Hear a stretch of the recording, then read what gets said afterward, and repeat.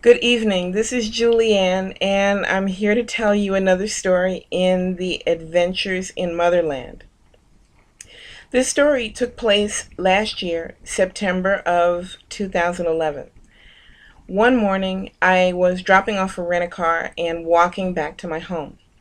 I live in an area that can be somewhat dangerous. There tend to be a lot of homeless men, drug-addicted men wandering through the neighborhood and congregating at the store.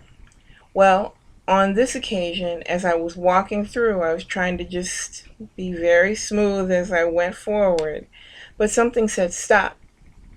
And I glanced to my left and I saw a very tiny person standing there crying.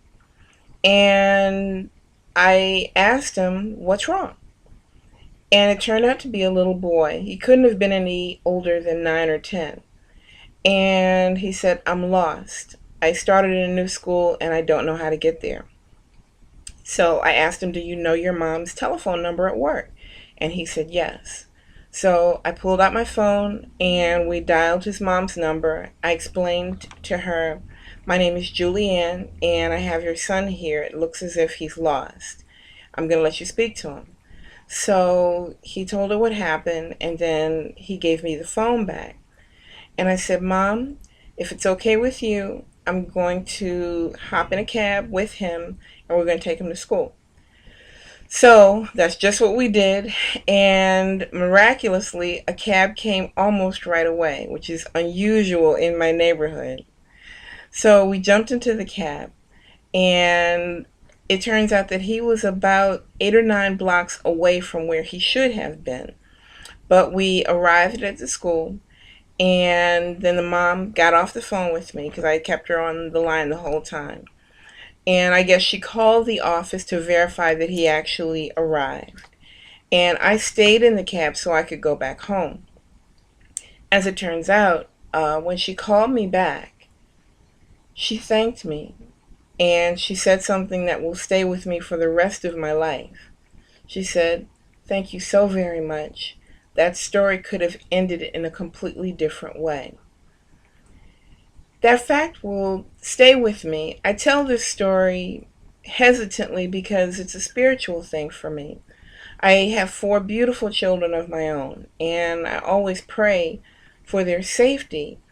And in situations where there might be a need for a spiritual parent or an angel to come and intervene to help them, I always pray that they will have that.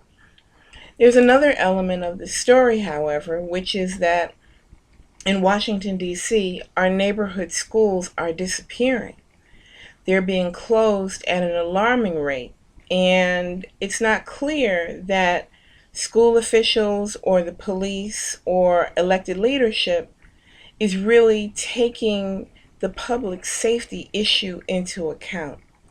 And so I tell the story about the little boy from the other angle, which is the political angle. I just want us to pay very close attention to the young people who are affected by policies that they don't have any control over. I want our parents and our teachers and our elected officials to keep talking and keep trying to understand every aspect of the challenges that we all face, specifically taking into account the lives of very young people who need us to make responsible decisions on their behalf. So this is the story that I'm sharing with you tonight, and I'm sending you much love. Have a great night. Bye-bye.